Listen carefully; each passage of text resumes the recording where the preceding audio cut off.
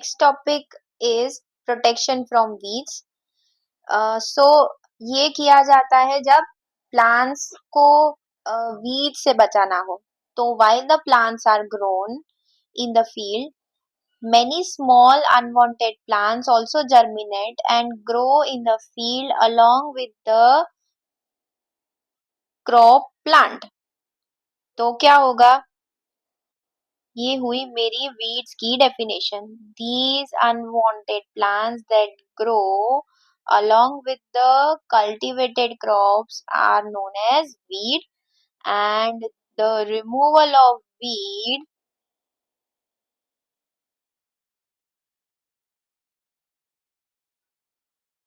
from the field is called weeding. ये question मैंने question paper में पूछा था जब हमारी टेस्ट थी तब कि वो the removal of weed from the field is called dash. तो बहुत सारे बच्चों ने लिखा था वीडीसाइड. वीडीसाइड गलत आंसर है. सही आंसर है वीडिंग.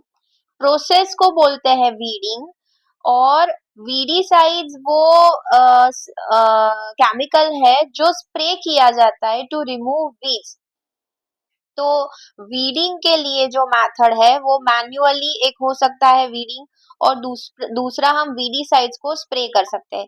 मैन्युअल वीडिंग में क्या होता है, या तो हम ऐसे ही हाथ से उसको खींच ले, पुल कर ले, या फिर खुरपी या सिकल की हेल्प से उसको कट कर ले. Weeds are physically removed by digging or cutting them close to the ground from time to time.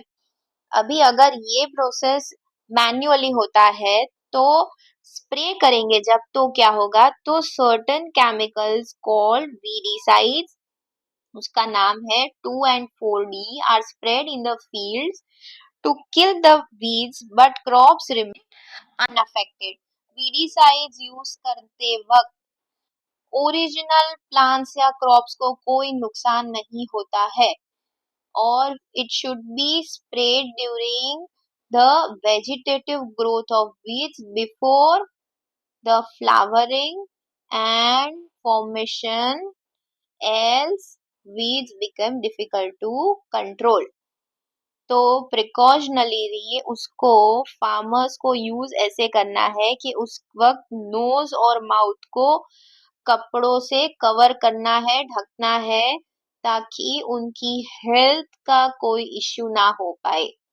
ठीक है, ये हो गया वीड्स. वीड्स और पेस्ट. पेस्ट भी एक टाइप का वही है. पेस्ट कंट्रोल भी करना उतना ही इम्पोर्टेंट है जितना वीडीसाइड्स यूज करके वीडिंग करना.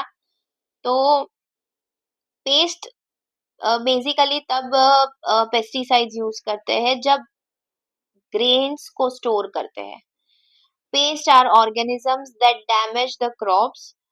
पेस्ट इंक्लूड, उसमें क्या क्या आते हैं, तो सारे के सारे रोडेंट्स. रोडेंट्स में जैसे कि रैट्स और insects like locusts, weevils, termites et cetera. अभी ये लोकास्ट है वो हम लोगों ने प्रीवियसली क्लास में डिस्कस किया था कि ये पूरा ग्रास हॉपर का झुंड होता है जो जैसे तूफान आता है वैसे ही आता है, और ये बेसिकली वेस्टर्न साइड से आता है. ड्राई स्टेट्स है जो हमारे इंडियन बॉर्डर के वेस्ट साइड के, वो है गुजरात और राजस्थान. सबसे ज्यादा ये अटैक वहीं पे होता है. जो Kutch near to Thar desert, वो सारे एरियाज है वहां पे. तो ये क्या होता है कि पूरा ग्रास हॉपर का जो झुंड आता है वो अगर रातों रात खेत में पड़ जाए तो पूरा खेत सुबह तक खाली हो जाता है. These are controlled by using pesticides and insecticides that kill pests, their eggs and larvae, but do not have ill effect on plants. ये यूज करने के वजह से, पेस्ट कंट्रोलिंग करने के लिए जो पेस्टिसाइड्स यूज होते हैं वो यूज करते वक्त ओरिजिनल प्लांट्स को कोई नुकसान नहीं होता है. और ये इवन स्टोरेज के टाइम, मैंने जैसे पहले भी बोला, ग्रेन्स को स्टोर करने के टाइम पे ये यूज होता है.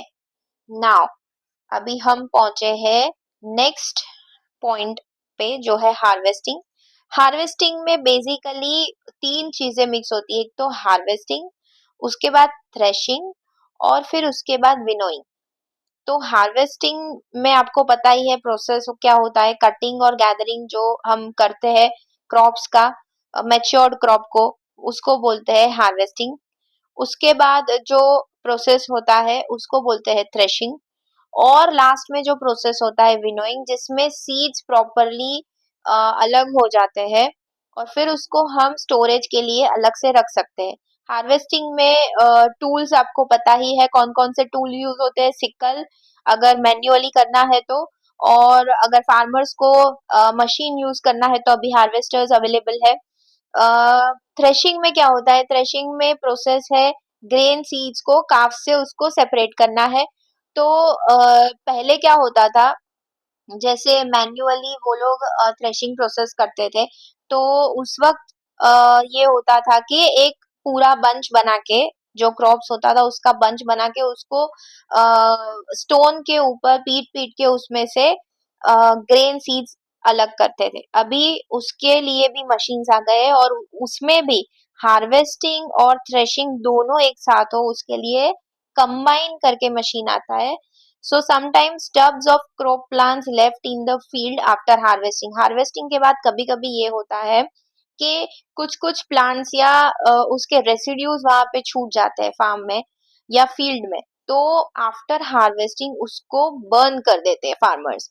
दिस शुड बी अवॉइडेड, ये नहीं करना चाहिए बिकॉज इससे बहुत सारा एयर पोल्यूशन होता है और उसकी वजह से कभी कभी हार्वेस्टेड क्रॉप्स भी डैमेज हो जाते हैं अगर वो एक्सीडेंटल फायर ज्यादा बढ़ गई तो, या फिर जब ये ऐसे फील्ड जलाए जाते हैं तो सॉइल में या एसिडिक सॉइल बन जाएगी या वो अल्कलाइन सॉइल बढ़ जाएगी, तो सॉइल फर्टिलिटी पे भी उसकी इफेक्ट आती है।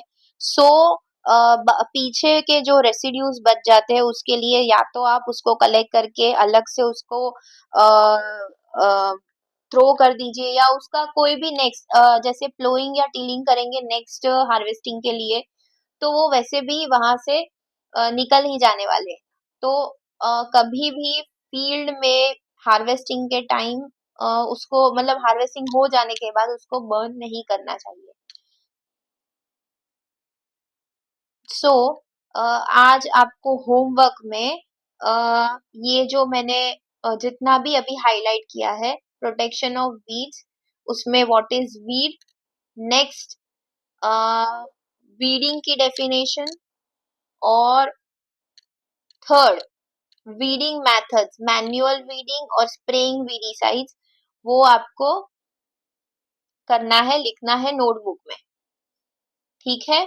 और हार्वेस्टिंग में लिखना है व्हाट इज हार्वेस्टिंग, पॉइंट्स लिखने हैं, what is harvesting, what is threshing and what is winnowing. Clear?